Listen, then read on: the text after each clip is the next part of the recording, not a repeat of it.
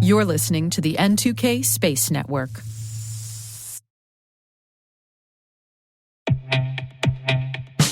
And now a word from our sponsor, SpyCloud, the leader in operationalizing cybercrime analytics. Traditional threat intelligence is a thing of the past. Cyber criminals are stealing vast amounts of credentials, session cookies, and financial data every day, and it's hard to keep up. SpyCloud is the trusted partner businesses turn to fully understand their darknet exposure risk and neutralize threats before it's too late.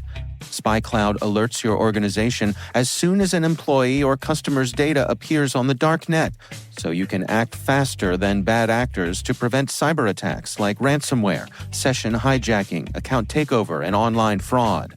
With insights from the industry's largest repository of recaptured data, protect the digital identities and systems most important to your business.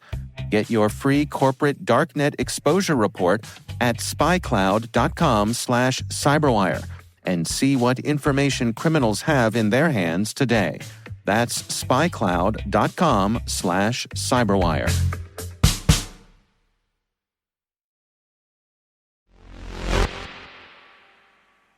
A spent battery pallet from the ISS did not just gently go into that good night. Some of it punched a hole through a house in Naples, Florida.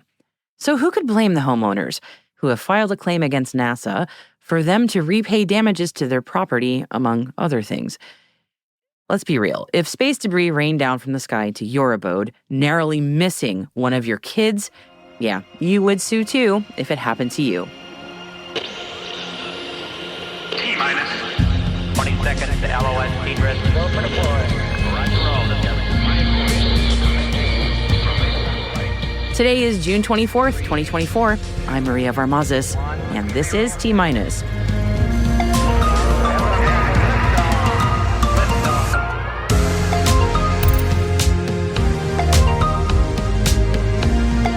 NASA's getting sued over space junk. Space debris rains down in China. Japan's Synspective raises over $43 million in a new funding round. And our T-minus producer, Alice Carruth, will be bringing us the results from the 2024 Spaceport America Cup later in the program today. So stay with us for that update.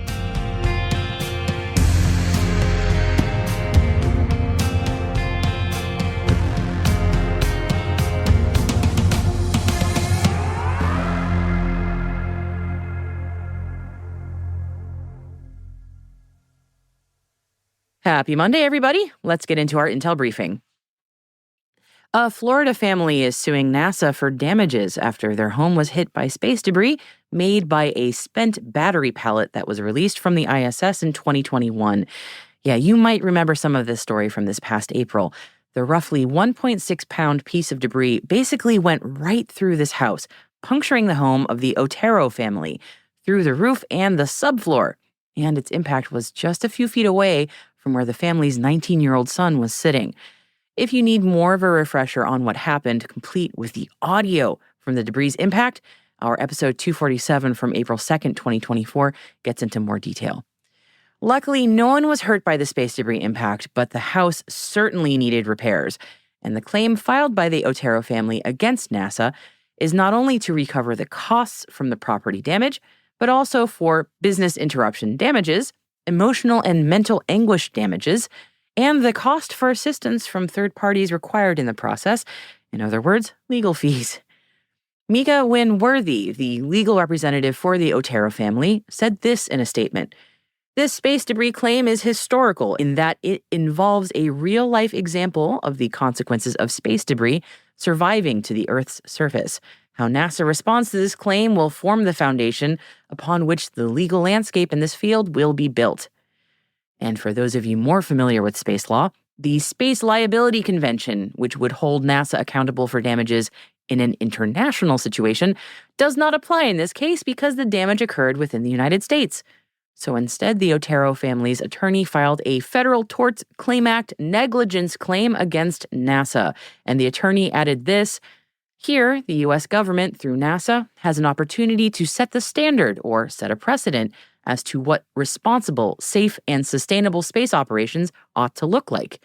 If NASA were to take the position that the Otero's claims should be paid in full, it would send a strong signal to both other governments and private industries that such victims should be compensated regardless of fault. And speaking of debris falling from the sky, an incredible video was shared over the weekend of a piece of space debris falling onto a village in China.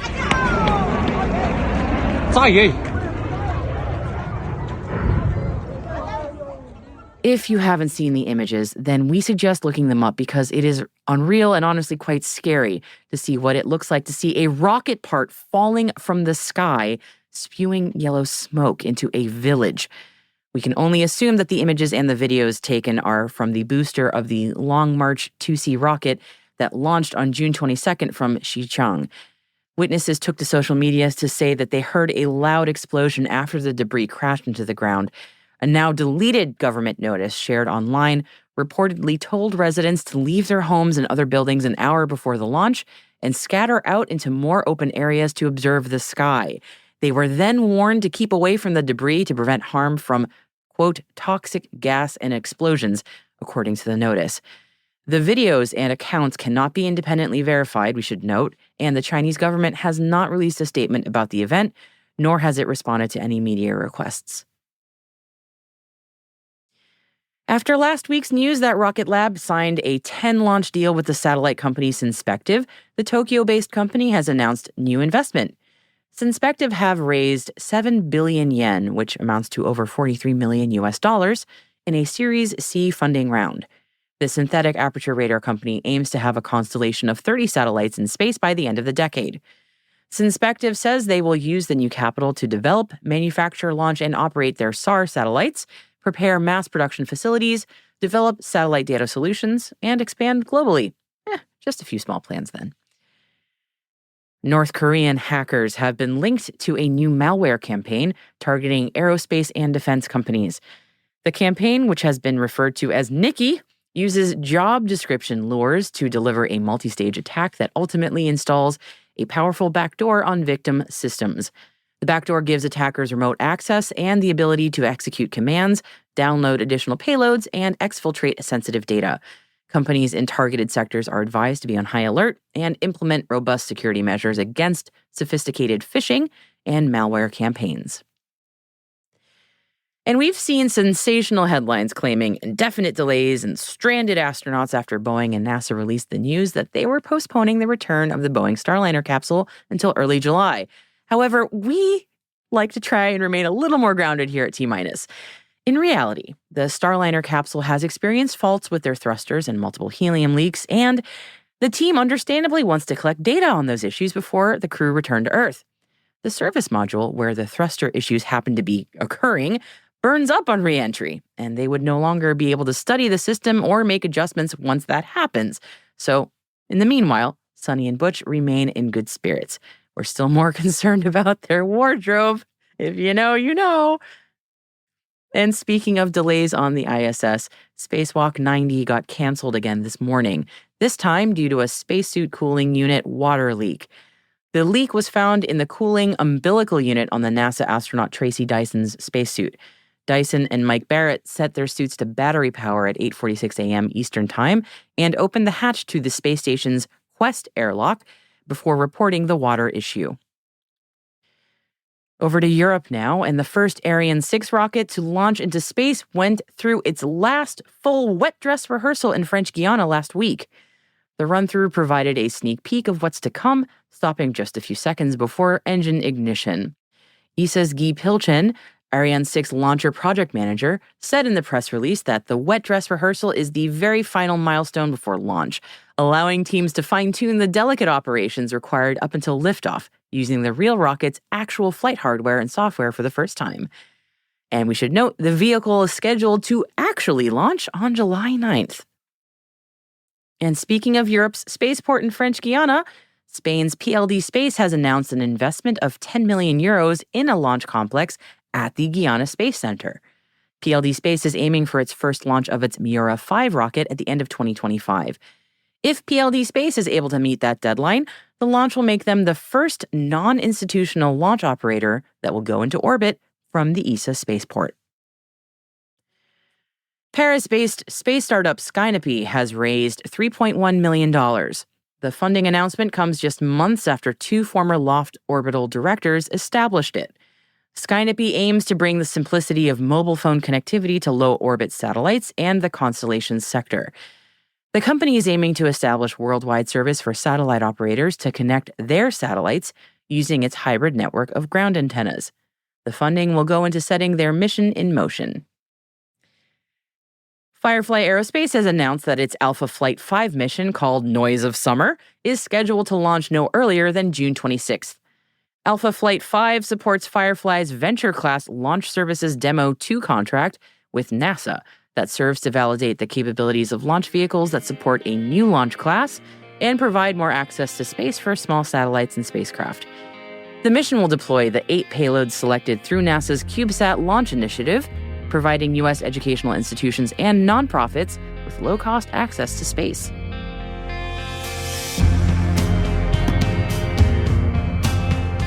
And that concludes our briefing for today. Head to the selected reading section of our show notes and click on the links to find out more information on all of the stories we've mentioned throughout the show. And we've also included a link to UNUSA's new gender mainstreaming toolkit for the space sector. Don't know what that means, neither do we, but we're going to check it out anyway. And also there's an announcement from AST Space Mobile on a new board member. Hey T-Minus crew, every Monday we produce a written intelligence roundup. It's called Signals in Space. So if you happen to miss any T-Minus episodes, this strategic intelligence product will get you up to speed in the fastest way possible. It's all signal, no noise. And you can sign up for Signals in Space in our show notes or at space.n2k.com.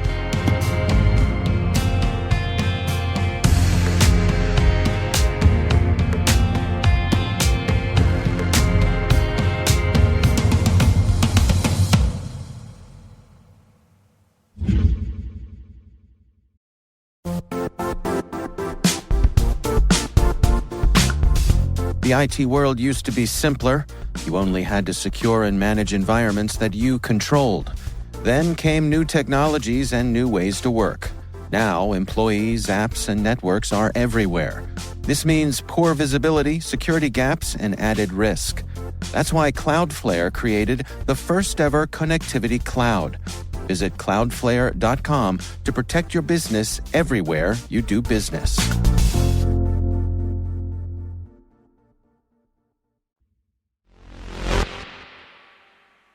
Our ardent T-Minus listeners know that last week was the Spaceport America Cup, and our one and only T-Minus producer, Alice Carruth, was there, covering the whole thing, seeing all the excitement. So, Alice, welcome back.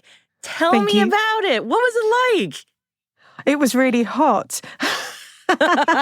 Unsurprisingly, it was an incredible event. It's the largest one they've had to date. This event has been going on since 2007, I believe, if not earlier. So it's quite a long time of running this through the IREC into Spaceport America Cup. It came to New Mexico in 2017 and now has run for the last several years in New Mexico. And I've been involved since 2018. And it was just amazing. 122 teams from around the world came to New Mexico to launch over a 3.5-day period. Not all of them did manage it. Our heart always goes out to those teams that have that last minute issue that goes on, but that's real life, and it's a really good opportunity for them to see how things work from the whole process of designing a vehicle all the way through to launching and recovering it, and then finding out at the end of it how well they did. Yeah, and then the weather also is always that wild card. What's that joke that everyone who's into launch is a minor meteorologist? Because the weather was better than last year, but still challenging this year, right? It's challenging every year. So New Mexico is obviously notorious for being high desert, hot, dry heat. But on top of that, we get the monsoon weather come in around late June. But this year was a little bit early again. So day one, they had a haboob roll through. It was a 200-mile wide haboob that rolled through the region, managed to knock out all the infrastructure that had been put into place to keep this team safe and secure from the sun. So Thursday morning, they were scrambling to get that all back into operation before people came back onto site. Then then wind cancellation came in. So Thursday afternoon by 1 o'clock, they had to shut the range down because the winds were over 20 miles per hour, sustained winds. So we couldn't be able to launch at that point. And then on Friday, we had rain, which is a really rare occurrence in New Mexico. But it rained, and which isn't normally a massive issue for launching, but that meant the cloud cover was particularly low. And because of the fact that it's run by Tripoli, that has very stringent rules about launching into clouds, the students had to wait till the rain passed, and so there was only about a 4-hour window then.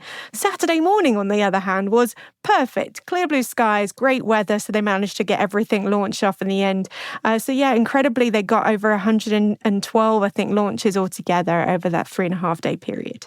That must have been just like one after the other, just sort of an assembly line of rockets at one point. What was that like when you were out there? You know, it's a lot of trial and error. The people that put on this event at the Experimental Sounding Rocket Association are all volunteers. Majority of them do work in the industry and do this as a full-time job. Some of them have got very little experience outside of doing this as an amateur hobby, shall we say. But they've got this down to a fine art now. They know it's better to get them all lined up on the rails together and then launch them in a 5 to 10 minute sequence, knowing when the sky is clear, they can just get them through rapidly. So yeah, they were very well prepared for exactly what was going to happen. And they managed to get them on the rails and up and launch really quickly. And hats off to the people that organize this, because they make it look really easy. But it's a lot of hard work behind the scenes, a lot of preparation, a lot of time, and a lot of lessons learned every year that they come back and improve things for the students, because that's what it's all about. It's about making sure that these students get access to launch.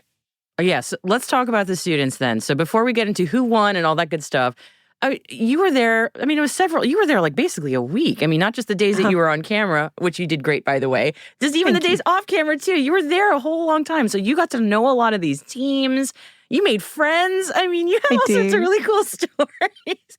Tell us about some of these teams that you met, like these people that you even knew before, you just best buddies now. Yeah, some of them are students that have been there year after year and are now coming to graduation, and they're handing over their legacy of learning from what they've done in past years. Some of them I met for the first time, and that's always really exciting. I always adopt the British teams because I know how difficult it was coming from the UK to this really dry, high heat. So I'm always the one that's running around saying, make sure you stay hydrated and keep yourself doing well. But this year we had teams from Turkey, Algeria, the Philippines, Thailand, Brazil, Australia, New Zealand, and I was absolutely blown away by how well they did, not just to get to the point of being able to come and launch, but to get their stuff over, because it's such a difficult thing to get into the US, get their visas lined up, be prepared, and they all kept incredible spirits the whole way through the week. They were supporting each other, they were doing everything they can to support the people that were launching. They very much were part of the team spirit, and I think they recognized that very much so in the awards ceremony. There were a couple of awards for not only supporting people within your team, but supporting the event as a whole. And I think that was really incredible to see. So when that Haboob ran in, I was telling the team earlier that 120 places were set up underneath these great infrastructure tents to keep them out of the sun, under the shade.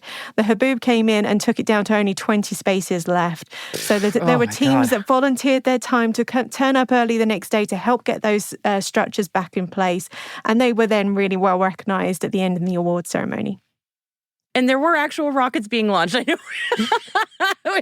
In all of this, there were a lot of rockets launched. So tell me, do you remember who all the winners are? Because there was a lot of different winners. Dude. I don't want to put you on the spot if you need to get notes. No, okay. I wrote it all down because, you're right, there are so many different categories. And I really am just going to focus on the 10K COTS, which is the commercial off the shelf, the 10K SRAD, which is the student research and development, and then the 30K categories. So the 10K COTS winners were Istanbul University, who's their first time launchers out here. Incredible work that they did. 10K Turkey's SRAD. having a year. Yeah, they really are. They had 5 teams. They were doing so well and such a great attitude the whole way through. 10K SRAD was won by the University of Maryland. 30K COTS was by the University of Canterbury from New Zealand.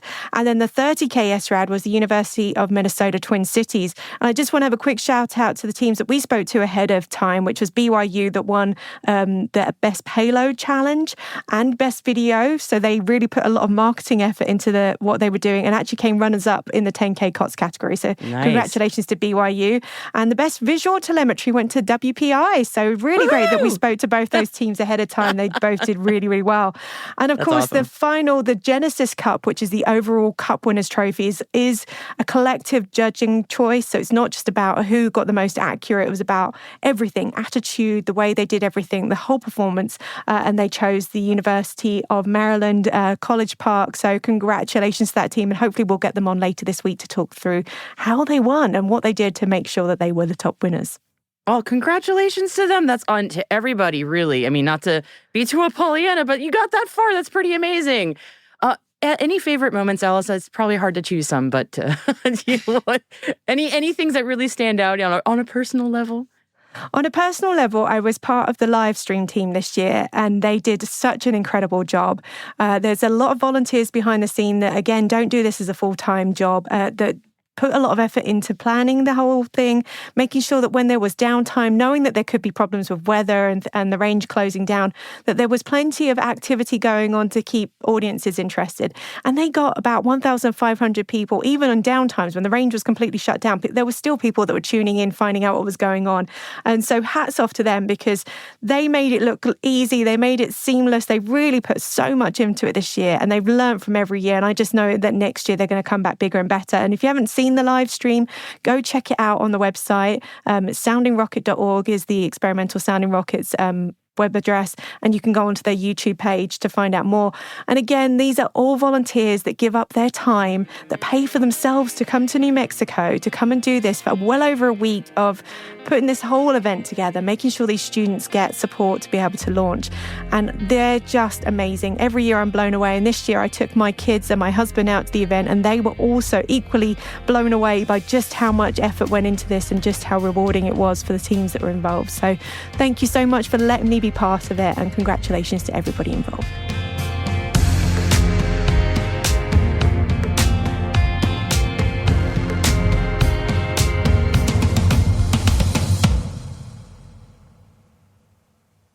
We'll be right back.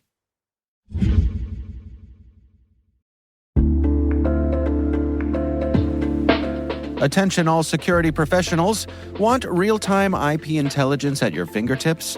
Sign up for Scout Insight's free trial today. Get immediate insights into threats, search any IP with no training required, and enjoy intuitive graphical results. Whether you need to identify compromised hosts or enrich Splunk queries, Scout Insight has you covered. Don't wait. Accelerate your threat response now. Visit teamcumry.com/cyberwire to start your free trial.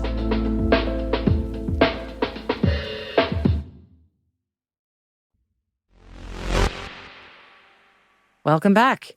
It has been a really fun year to be an enjoyer of pretty things happening in space, what with the unexpected auroras and the total solar eclipses. Undoubtedly, in a few decades, we'll hear from astrophysicists who will point to these events as the moment they knew that they wanted to study the cosmos. And there is an upcoming cosmic event due to happen very soon that is going to make a lot more baby astronomers. T Corona Borealis, or TCRB, is due to go nova as soon as this summer. Every 80 years, TCRB has a recurring nova. It isn't going to light up the night sky or anything super dramatic like that, but once its nova occurs, for about a week, it'll look like we have a suddenly new, super bright star in the sky. But it'll just be TCRB repeating its 80-year cycle. When it happens, and I should note it has not happened yet, in the northern hemisphere, you'll be able to see TCRB tucked into the Corona Borealis constellation, basically on a straight line between the stars Vega and Arcturus. And the good news for anyone else like me who can see almost no stars in the night sky because of light pollution, Vega and Arcturus are extremely bright and are often the only two stars that I can easily see at night personally. So the TCRB nova, when it happens, should be easily visible between those two stellar guideposts. And if you are blessed with darker skies, you'll want to find the U-shaped Corona Borealis constellation, which is next to the constellation Hercules. And TCRB's nova is a regular occurrence because TCRB is not a single star, but a binary system, a white dwarf slowly pulling hydrogen away from a dying red giant. Over time, that hydrogen builds up enough to cause a big, bright thermonuclear explosion that graces our skies as a spectacularly bright light. and then the process starts again.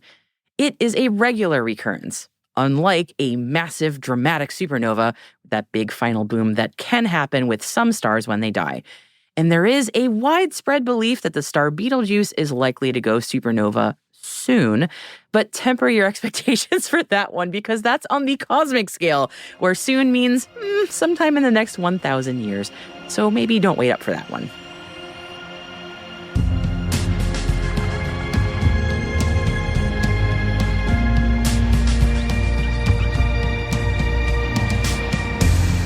That's it for T-Minus for June 24th, 2024, brought to you by N2K Cyberwire.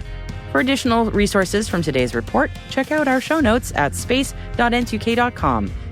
We'd love to know what you think of this podcast. Your feedback ensures that we deliver the insights that keep you a step ahead in the rapidly changing space industry. If you like the show, please share a rating and short review in your favorite podcast app. Also, if you could fill out the survey in the show notes or send an email to space@n2k.com, we would be so grateful. We're privileged that N2K Cyberwire is part of the daily routine of the most influential leaders and operators in the public and private sector, from the Fortune 500 to many of the world's preeminent intelligence and law enforcement agencies. N2K makes it easy for companies to optimize your biggest investment, your people. We make you smarter about your teams while making your teams smarter. Learn how at n2k.com. This episode was produced by Alice Carruth. Our associate producer is Liz Stokes. We are mixed by Elliot Peltzman and Trey Hester, with original music by Elliot Peltzman. Our executive producer is Jennifer Iben. Our executive editor is Brandon Karpf. Simone Petrella is our president. Peter Kilpie is our publisher. And I'm your host, Maria Varmazis. Thank you for listening. We will see you tomorrow.